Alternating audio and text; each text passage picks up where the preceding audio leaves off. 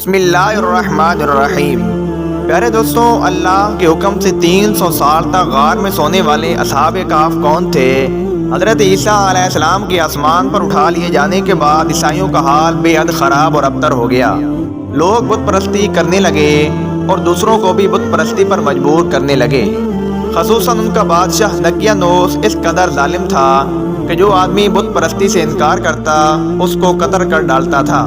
اصحاب کہف جو بادشاہ کے معزز درباری بھی تھے، مگر یہ لوگ صاحب ایمان اور بت پرستی سے انتہائی بیزار تھے۔ دقیانوس کے ظلم و جبر سے پریشان ہو کر یہ لوگ اپنا ایمان بچانے کے لیے اس کے دربار سے بھاگ نکلے اور قریب کے پہاڑ میں غار کے اندر پناہ گزین ہوئے اور سو گئے۔ وہ لوگ 300 سال تک سوئے رہے۔ دقیانوس نے جب ان لوگوں کو تلاش کرایا اور اس کو معلوم ہوا کہ یہ لوگ غار کے اندر ہیں تو وہ بے حد ناراض ہوا اور غیظ و غضب میں یہ حکم دے دیا کہ غار کو ایک سنگین دیوار اٹھا کر بند کر دیا جائے تاکہ یہ لوگ اسی حال میں رہ کر مر جائیں اور وہیں غار ان لوگوں کی قبر بن جائے۔ مگر اس نے جس آدمی کے سپرد یہ کام کیا تھا وہ بہت نیک دل تھا۔ اس نے اصحاب کہف کے نام، ان کی تعداد اور ان کا پورا واقعہ ایک تختی پر لکھ کر تانبے کی صندوق کے اندر رکھ کر دیوار کی بنیاد میں رکھوا دیا اور اسی طرح کی ایک تختی شاہی خزانے میں محفوظ کرا دی۔ کچھ دنوں کے بعد بادشاہ مر گیا اور سلطنتیں بدلتی رہیں، یہاں تک کہ ایک نیک دل اور انصاف پرور بادشاہ جس کا نام بیلاروس تھا وہ تخت نشین ہوا، جس نے 68 سال تک شان و شوکت کے ساتھ حکومت کی۔ اس کے دور میں مذہبی فرقہ بندی شروع ہو گئی اور بعض لوگ مرنے کے بعد اٹھنے میں اور قیامت کا انکار کرنے لگے۔ قوم کا یہ حال دیکھ کر بادشاہ رنج و غم میں ڈوب گیا اور وہ تنہائی میں ایک مکان کے اندر بند ہو کر خدا بند اللہ تبارک و تعالیٰ کے دربار میں بے قراری کے ساتھ گریہ و زاری کر کے دعائیں کرنے لگا، یا اللہ کوئی ایسی نشانی ظاہر فرما دے تاکہ لوگوں کو مرنے کے بعد زندہ ہو کر اٹھنے کا اور قیامت کا یقین ہو جائے۔ بادشاہ کی یہ دعا مقبول ہو گئی اور اچانک بکریوں کے چرواہے نے اپنی بکریوں کو ٹھہرانے کے لیے اسی غار کو منتخب کیا اور دیوار کو گرا دیا۔ دیوار گرتے ہی لوگوں پر ایسی ہیبت اور دہشت سوار ہو گئی کہ دیوار گرانے والے خوف کے مارے وہاں سے بھاگ گئے اور اصحاب کہف اللہ کے حکم سے اپنی نیند سے بیدار ہو کر اٹھ بیٹھے اور ایک دوسرے سے سلام و کلام کے بعد عبادت کی۔ جب ان لوگوں کو بھوک لگی، لوگوں نے اپنے ایک ساتھی یملی خان سے کہا کہ تم بازار جا کر کچھ کھانا لاؤ اور نہایت خاموشی سے یہ معلوم کرو کہ دقیانوس ہم لوگوں کے بارے میں کیا چاہتا ہے۔ یملی خان غار سے نکل کر بازار گیا اور یہ دیکھ کر حیران رہ گیا کہ شہر میں ہر طرف اسلام کا چرچا ہے اور لوگ اعلانیہ طور پر حضرت عیسیٰ علیہ السلام کا کلمہ پڑھ رہے ہیں۔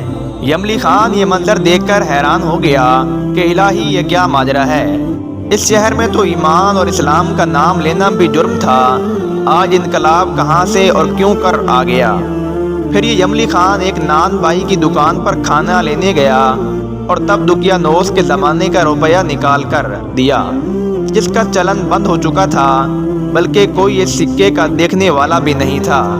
دکاندار کو شک ہوا کہ شاید اس آدمی کو کوئی پرانا خزانہ مل گیا ہے، چنانچہ دکاندار نے اس کو حکام کے سپرد کیا اور حکام نے ان سے خزانے کے بارے میں پوچھ گچھ کی اور کہا بتاؤ خزانہ کہاں ہے؟ یملی خان نے کہا کہ کوئی خزانہ نہیں، یہ ہمارا روپیہ ہے۔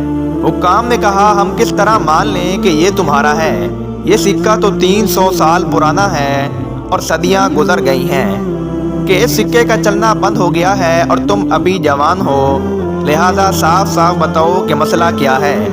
یہ سن کر یملی خان نے کہا کہ تم لوگ یہ بتاؤ کہ دقیانوس بادشاہ کا کیا حال ہے؟ حکام نے کہا آج روئے زمین پر اس کا نام کا کوئی بادشاہ نہیں ہے، ہاں سینکڑوں سال گزر گئے کہ اس نام کا ایک ہے ایمان بادشاہ گزرا ہے جو بت پرست تھا، تو اس نے کہا کہ ہم لوگ اس کے خوف سے اپنا ایمان اور جان بچا کر بھاگے تھے۔ ہمارے ساتھی قریب ہی ہیں، ایک غار میں موجود ہیں، تم لوگ میرے ساتھ چلو، میں تم لوگوں کو ان سے ملوا دیتا ہوں۔ چنانچہ حکام اور عمرا شہر کثیر تعداد میں اس غار کے پاس پہنچے اصحاب کہف یملی خان کے انتظار میں تھے۔ جب اس کی واپسی میں دیر ہوئی تو ان لوگوں نے خیال کر لیا کہ شاید یملی خان گرفتار ہو گیا ہے، اور غار کے منہ پر بہت سارے آدمیوں کا شور دیکھا تو وہ سمجھے کہ غالباً بادشاہ وقت کی فوج ہماری گرفتاری کے لیے آن پہنچی ہے۔ تو یہ لوگ نہایت اخلاص کے ساتھ ذکر الہی اور توبہ استغفار میں مشغول ہو گئے، اور جب بادشاہ وقت نے غار پر پہنچ کر تانبے کا صندوق برآمد کیا اور اس کے اندر سے تختی نکال کر پڑھی تو اس تختی پر اصحاب کہف کا نام لکھا تھا، اور یہ بھی تحریر تھا کہ یہ مومنوں کی جماعت اپنے دین کی حفاظت کے لیے دقیانوس بادشاہ کے خوف سے اس غار میں پناہ گزین ہوئی ہے۔ دقیانوس نے ایک دیوار سے ان لوگوں کو غار میں بند کر دیا ہے۔ ہم یہاں اس لیے لکھتے ہیں کہ جب کبھی بھی یہ غار کھلے تو لوگ اصحاب کہف کے حال پر مطلع ہو جائیں۔ حکام تختی کی عبارت پڑھ کر حیران رہ گئے، اور ان لوگوں نے اپنے بادشاہ بیلاروس کو اس واقعے کی اطلاع فوراً دی۔ بادشاہ اپنے امراء اور عمائدین شہر کو ساتھ لے کر غار کے پاس پہنچا تو اصحاب کہف نے غار سے نکل کر بادشاہ سے ملاقات کی اور اپنے سرگزشت بیان کی۔ بادشاہ سجدے میں گر کر اللہ تبارک و تعالیٰ کا شکر ادا کرنے لگا کہ میری دعا قبول ہو گئی، اور اللہ پاک نے ایسی نشانی ظاہر کر دی جس سے موت کے بعد زندہ ہو کر اٹھنے کا ہر آدمی کو یقین ہو گیا۔ اصحاب کہف بادشاہ کو دعائیں دینے لگے کہ اللہ تعالیٰ تیری بادشاہی کی حفاظت فرمائے، اب ہم تمہیں اللہ کے سپرد کرتے ہیں۔ پھر اصحاب کہف نے السلام علیکم کہا اور غار کے اندر چلے گئے اور سو گئے۔